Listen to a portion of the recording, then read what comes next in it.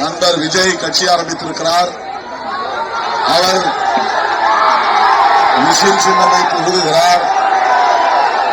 Whistle அடிப்பவர்களை தியேட்டருக்கு அனுப்புவோமா? Whistle அடிப்பவர்களை தியேட்டருக்கு அனுப்புவோமா? லதா பாலுவை சட்டமன்றத்திற்கு அனுப்புவோமா? இரட்டை இலைக்கு போடுகிற ஒவ்வொரு ஓட்டும் மோடிக்கு போடுவதாக அர்த்தம்.